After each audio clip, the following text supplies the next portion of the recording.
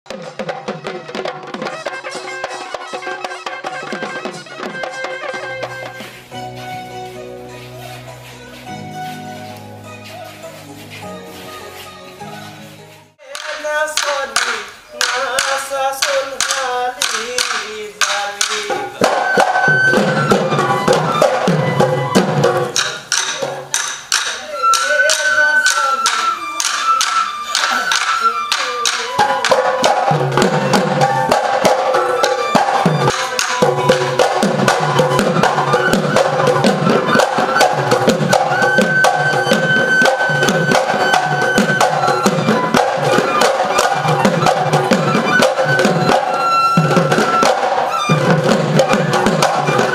মুহূৰ্তত মই উপস্থিত আছোঁ গহপুৰৰ মাছমজিয়াৰ শংকৰদেৱ শিশু নিকেতনত আৰু শংকৰদেৱ শিশু নিকেতনৰ যি জানুৱাৰী মাহৰ 6 আৰু 7 তাৰিখে 25টা বৰ্ষ যি পাৰ কৰি তাৰ উপলক্ষে ৰূপালী জয়ন্তী আয়োজন কৰা হৈছে আৰু ইতিমধ্যে প্ৰস্তুতি তুংগত উঠা পৰিলক্ষিত হৈছে। আমি দেখুৱাই আছোঁ ND24 দৰ্শকক ইয়াত গহপুৰৰ মাছমজিয়াৰ শংকৰদেৱ শিশু নিকেতনৰ পৰিৱেশ।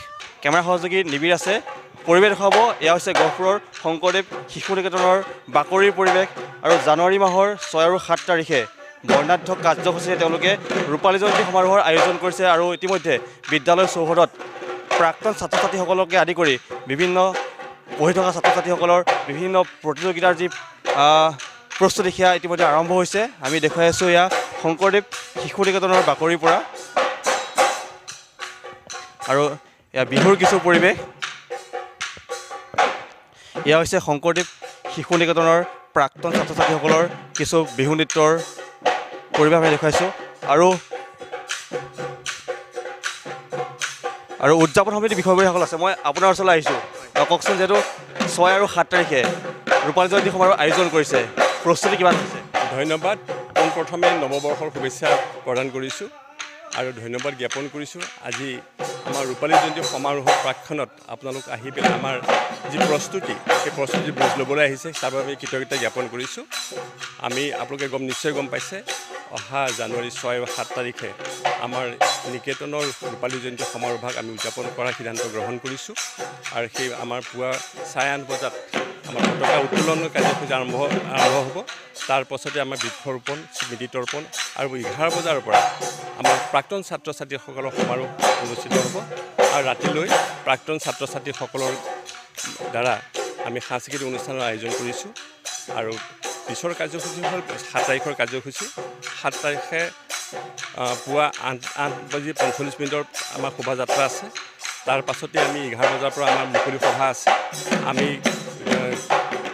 এই মুকলি সভালৈ আমি আমাৰ শিশু শিক্ষা সমিতিৰ কেন্দ্ৰ ভাগৱতীক আমি নিমন্ত্ৰণ জনাইছোঁ। আমাৰ স্থানীয় বিধায়ক থাকিব আৰু বিশ্বনাথ চাৰিআলিৰ বিধায়ক প্ৰমোদ বৰঠাকুৰদেৱো ইয়াত উপস্থিত থাকিব। আমি ভাবিছোঁ আৰু ৰাতিলৈ সাংস্কৃতিক অনুষ্ঠান হ'ব।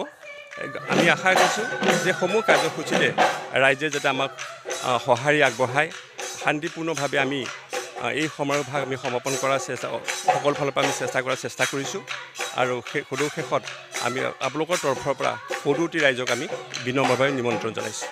প্ৰধান আচাৰ্যগৰাকী আছে, মই ছাৰ আপোনাৰ ওচৰলৈ আহিছোঁ। বিদ্যালয়খনে 25টা বছৰ গৌৰৱেৰে পাৰ কৰিলে আৰু ৰূপালী জয়ন্তীৰ আয়োজন কৰিছে, কি ক'ব?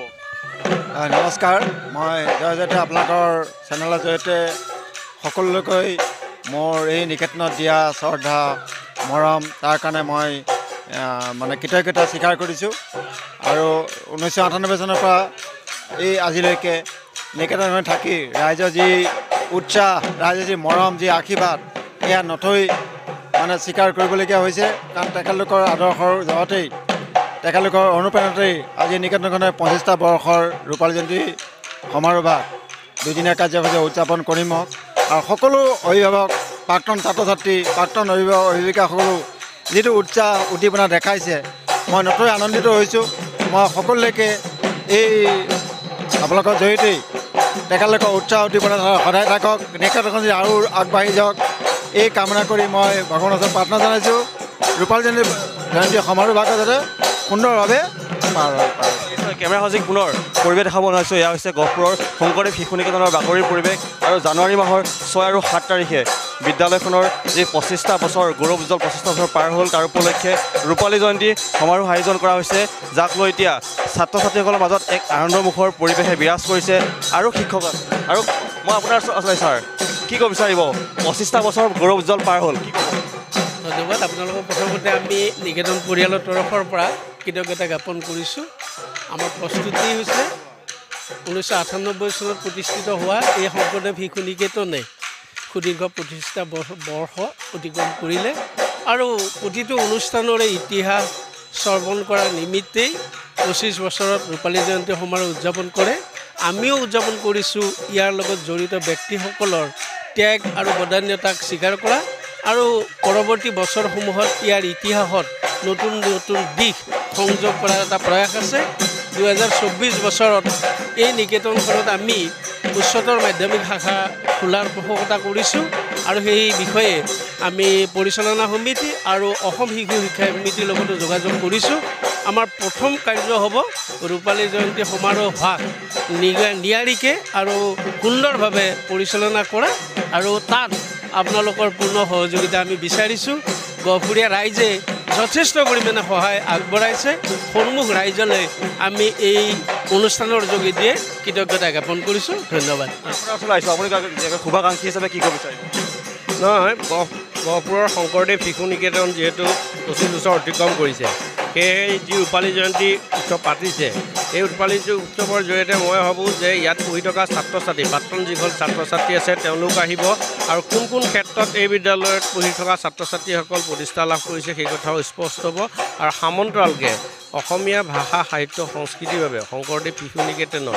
কিদৰে অৱদান আগবঢ়াইছে আৰু এটা প্ৰতিচ্ছবি ইয়াত প্ৰমাণ পোৱা যাব নিশ্চয় আচলতে জানুৱাৰী মাহৰ 6 আৰু 7 তাৰিখে দুদিনীয়া বৰ্ণাঢ্য কাৰ্যসূচীৰে শংকৰদেৱ শিশু নিকেতনে আচলতে যি গৌৰৱ উজ্জ্বল 25টা বৰ্ষ পাৰ কৰাৰ উপলক্ষে ৰূপালী জয়ন্তী বৰ্ষ আয়োজন কৰিছে যাক লৈ ইতিমধ্যে প্ৰস্তুতি তুংগধৰা পৰিলক্ষিত হৈছে আৰু প্ৰাক্তন ছাত্ৰ ছাত্ৰীকে আদি কৰি বিদ্যালয়খনৰ ছাত্ৰ ছাত্ৰীসকলে বিভিন্ন প্ৰস্তুতি চলা পৰিলক্ষিত হৈছে